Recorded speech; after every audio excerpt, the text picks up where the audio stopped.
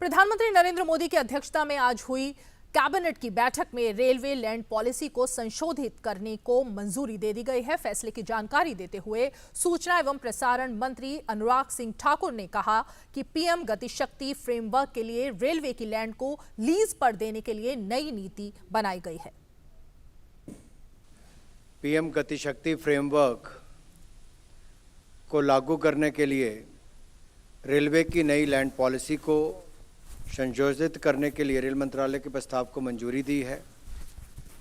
इसमें चाहे cargo related activities हो, पब्लिक यूटिलिटीज़ हो या रेलवे के एक्सक्लूसिव यूज़ की बात हो, इसमें संशोधन किए गए हैं और ये संशोधित रेलवे की जो भूमि नीति है, इससे बुनियादी ढांचे को और अधिक कार्गो टर्मिनल्स के एकीकृत विकास को बढ़ावा देगी।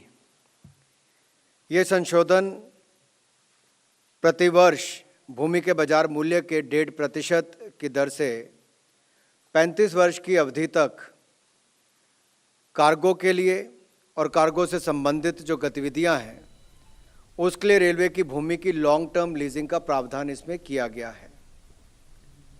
अनुराग सिंह ठाकुर ने कहा कि अगले 5 वर्षों में 300 से ज्यादा पीएम गति शक्ति कार्गो टर्मिनल विकसित किए जाएंगे। अगले 5 वर्षों में 300 से ज्यादा पीएम गति शक्ति कार्गो टर्मिनल्स विकसित किए जाएंगे। 1.25 लाख से ज़्यादा इसमें रोजगार स्वरोजगार के अवसर होंगे। इससे माल ढुलाई में रेलवे की हिस्सेदारी में बढ़ोतरी भी होगी और देश में ओवरऑल लॉजिस्टिक्स कॉस्ट में भी कमी आएगी। इस नीति से रेलवे की ज़मीन पर चाहे सोलर प्लांट्स लगाने हो, उसके लिए भी नॉमिनल लागत पर भूमि को उपलब्ध करवाया जाएगा। इस नीति के माध्यम से रेलवे की भूमि का उपयोग और सरल हो सकता है। प्रेस वार्ता को संबोधित करते हुए केंद्रीय शिक्षा मंत्री धर्मेंद्र प्रधान ने कहा कि देश में स्कूलों में शिक्षा व्यवस्था को मजबूत बनाने के लिए मंत्रिमंडल ने आज पीएम श्री के नाम पर आदर्श विद्यालय बनाने को मंजूरी दी है। Prime minister school for rising India PM Shri के नाम पे एक आदर्श विद्यालय, एक सर्वश्रेष्ठ विद्यालय, एक मॉडल स्कूल बनाने के लिए आज कैबिनेट ने मंजूरी दी है। 2022 से 2027 तक 5 साल के अंदर 27,360 करोड़ रुपया की लागत से 14,597 इतने स्कूल की गुणवत्ता बढ़ाने के लिए, नया नेतृत्व खड़ा करने के लिए एक का ब्लॉक में 2 स्कूल बन जाए। एनईपी ने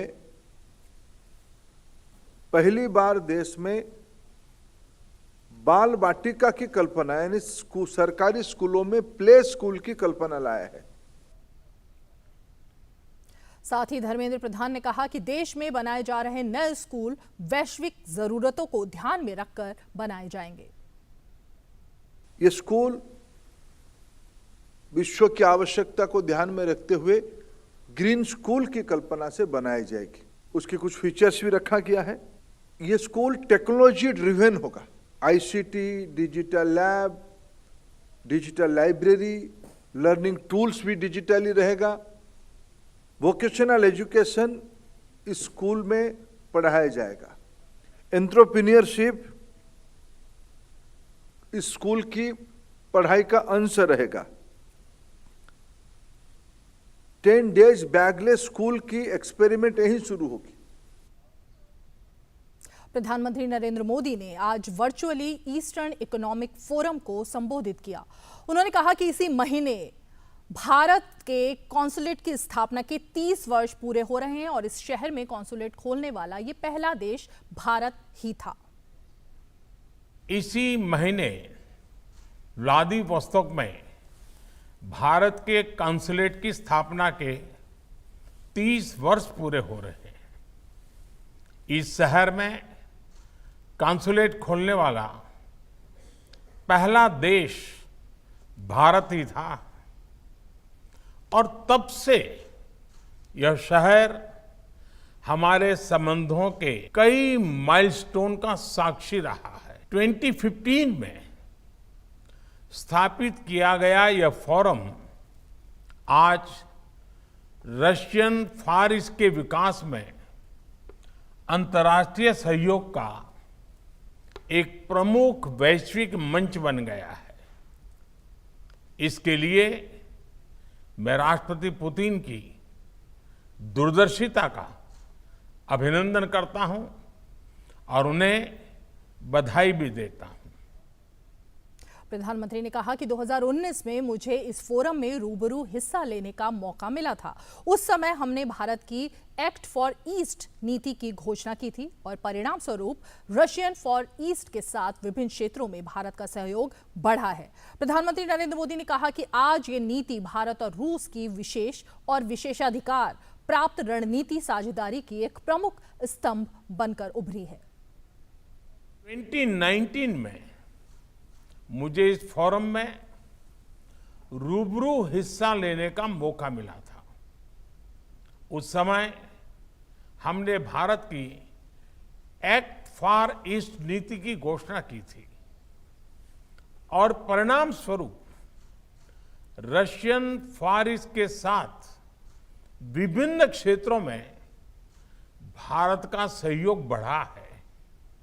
आज यह नीति भारत और रूस की special and privilege strategic partnership की एक प्रमुख स्तंभ बन गई है।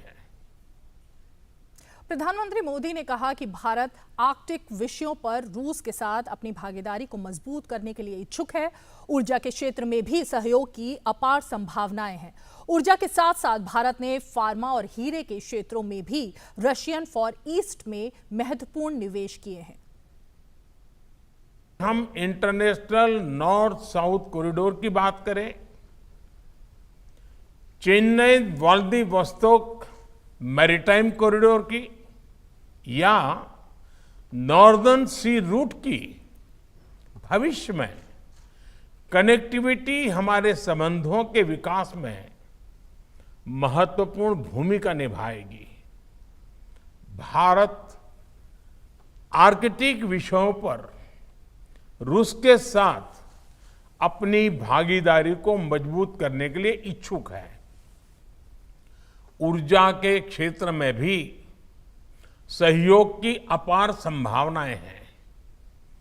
ऊर्जा के साथ साथ भारत में फार्मा और डायमंड्स के क्षेत्रों में भी रशियन फार ईस्ट के महत्वपूर्ण निवेश किए हैं।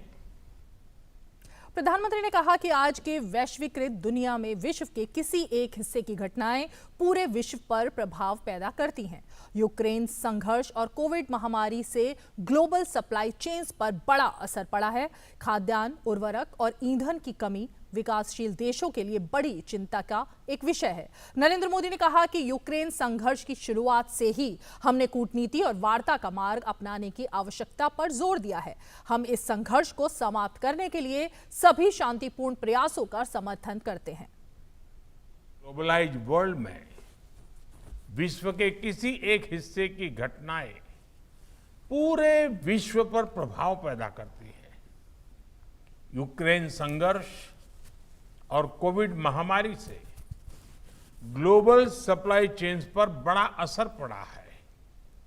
फूड ग्रेन, फर्टिलाइजर और फ्यूल की कमी विकासशील देशों के लिए बड़ी चिंता के विषय है। यूक्रेन संघर्ष की शुरुआत से ही हमने डिप्लोमेसी और डायलॉग का मार्ग अपनाने की आवश्यकता पर जोर दिया है। हम इस संघर्ष को समाप्त करने के लिए सभी शांतिपूर्ण प्रयासों का समर्थन करते हैं। और बुलेटिन में फिलहाल ले लेते एक छोटा सा ब्रेक। आप देखते रहिए DD news. An enchanting landscape, a myriad of adventures, an insight into spirituality, a glimpse of history. Experience the diversity. Ladakh Tourism. Discover yourself.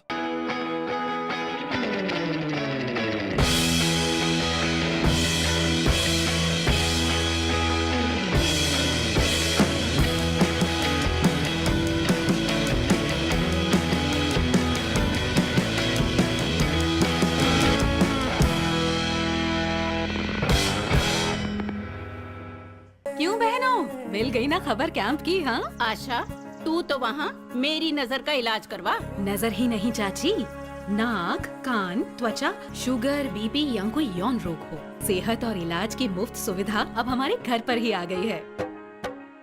Camp की अधिक जानकारी शहरी स्वास्थ्य केंद्र से या अपनी बस्ती की आशा से प्राप्त कीजिए। स्वस्थ बनी जीवन, हर बस्ती, हर आंगन। राष्ट्रीय शहरी स्वास्थ्य mission Haryana. Just look at it, sir. 0 to 100 in 5 seconds flat. Really? आपकी है? तुम्हें भी अपने बुढ़ापे में कॉम्प्रोमाइज नहीं करना है, तो अभी से नेशनल पेंशन सिस्टम में इन्वेस्ट करो। नेशनल पेंशन सिस्टम ये 60 की उम्र तक पैसे बचाता और बढ़ाता है और फिर उन्हीं पैसों को हर महीने सैलरी की तरह आप तक पहुंचाया जाता है। 1800110708 और website www.pfrda.org.in। National pension system में इन्वेस्ट करने से टैक्स भी बचता है सर। National pension system. फसल बीमा से अब सुरक्षित आत्मनिर्भर बन जाए किसान। AIC के संग मौसम की मार अब नहीं करेगी तंग, नुकसान की होगी पूरी भरपाई। AIC किसान का हमराही। Agriculture insurance company of India limited, संपन्न भारत की पहचान, बीमित फसल खुशहाल किसान।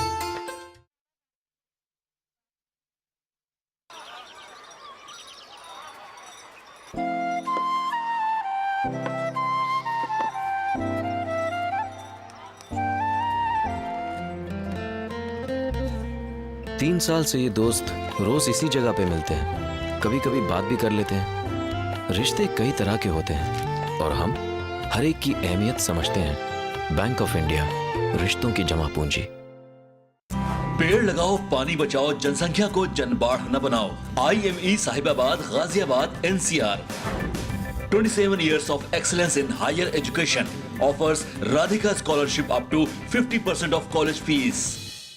Power Grid, a Maharatna PSU of Government of India, largest transmission utility of country, Embarked on one such remarkable journey to establish one nation, one grid, one frequency, culminating into one electricity market. Power Grid, transmitting power, transforming lives. अब देश बड़े संकल्प लेकर के ही चलेगा और वो बड़ा संकल्प है विकसित भारत।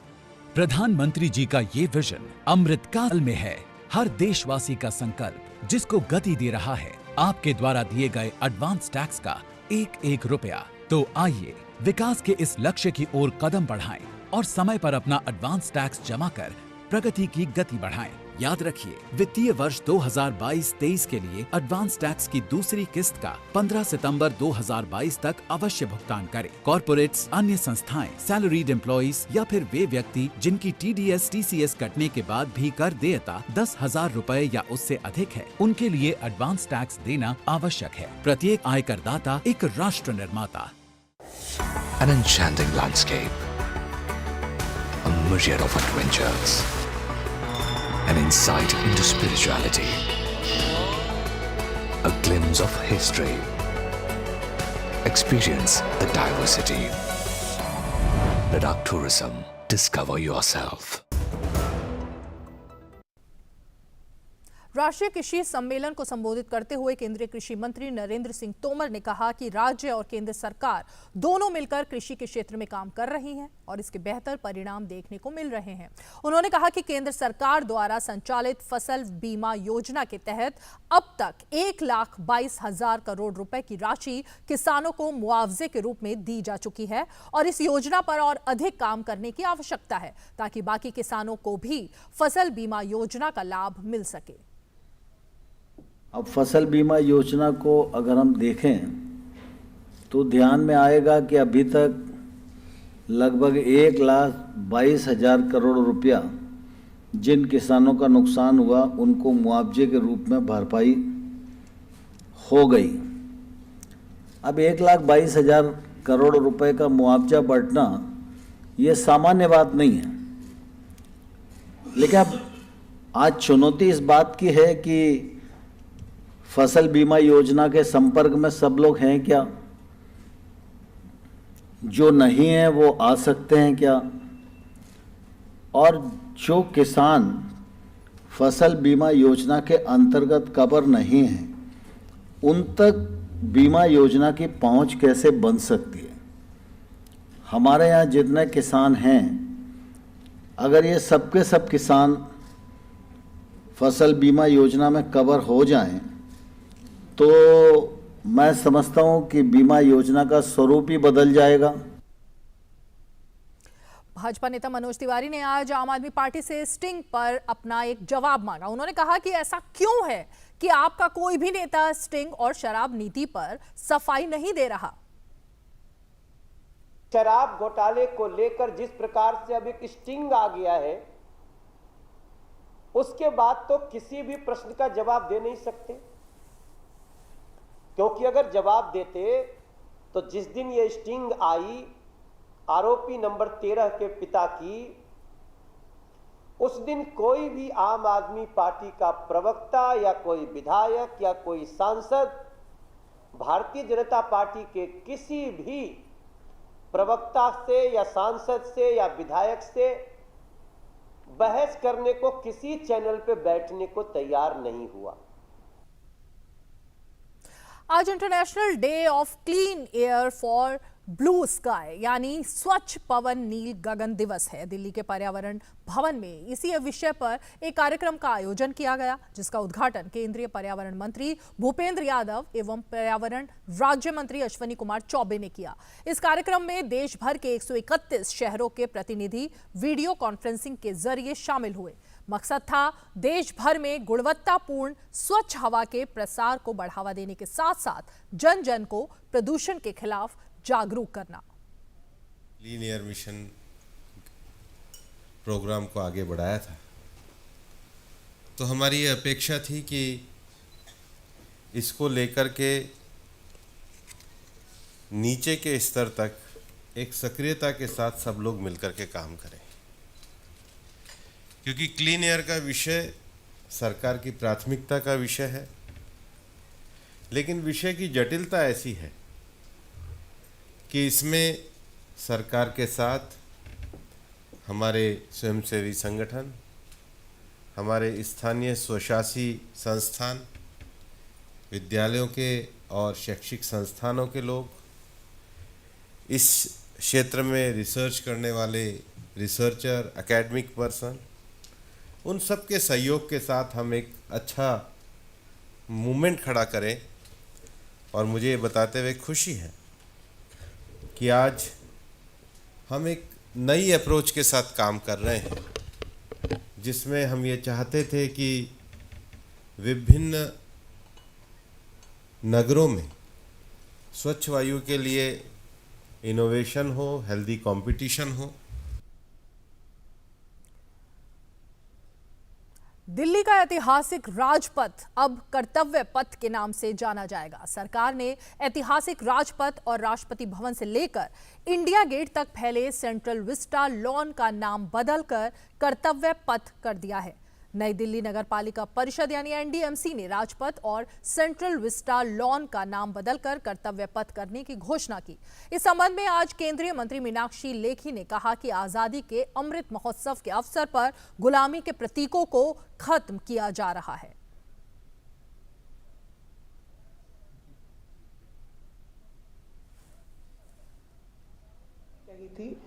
कि 75 साल आजादी के पूरे हुए, आजादी का अमृत महोत्सव देश मना रहा है।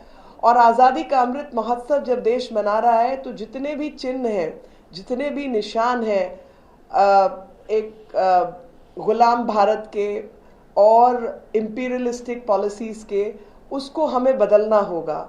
और जो सेंट्रल विस्टा का निर्माण किया गया, जिस प्रकार से पार्लियामेंट का निर्माण जारी है और उस सेंट्रल विस्टा का निर्माण ही नहीं बल्कि वो प्रेरणा के रूप में हर भारतीय के मन में एक संदर्भ पैदा कर सके और आज़ादी के अमृत महोत्सव के दौरान हम सब लोग आने वाले भारत की तस्वीर अपने हाथों से निर्माण कर सके, यही हम सबकी प्रेरणा हो। और प्रधानमंत्री जी के कथा अनुसार इसका जो नाम है वो कर्तव्य पथ किया गया है।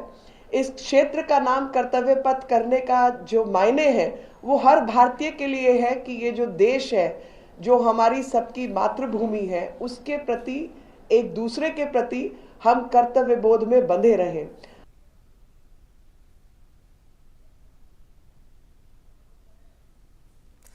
दिल्ली में राजपथ का नाम बदलकर अब कर्तव्य पथ कर दिया जाएगा। उत्तर प्रदेश के मुख्यमंत्री योगी आदित्यनाथ ने इस पर अपनी प्रतिक्रिया दी है। सीएम योगी ने इसे भारत का सनातन उद्घोष बताया है। एक ट्वीट में सीएम योगी ने कहा कि कर्म ही पूजा है, दिल्ली का राजपथ अब कर्तव्य पथ कहलाएगा, ये भारत का सनातन उद्घोष है। आकाशवाणी और दूरदर्शन इंजीनियरिंग कर्मचारी संघ का राष्ट्रीय सम्मेलन का आयोजन आकाशवाणी परिसर में आज किया गया। इस सम्मेलन में देश भर के आकाशवाणी और दूरदर्शन के इंजीनियरिंग कर्मचारियों ने शिरकत की। सूचना एवं प्रसारण राज्य मंत्री डॉक्टर एल मुरुगन ने प्रतिनिधियों को संबोधित करते हुए कहा कि मन की बात के लिए आकाशवाणी का चयन करने पर प्रधानमंत्री नरेंद्र मोदी का आभार व्यक्त करता हूं। उन्होंने कहा कि प्रसार भारती हाल ही में स्वराज जैसे विभिन्न कार्यक्रमों को शुरू कर आजादी के अमृत महोत्सव में योगदान दे रहा है।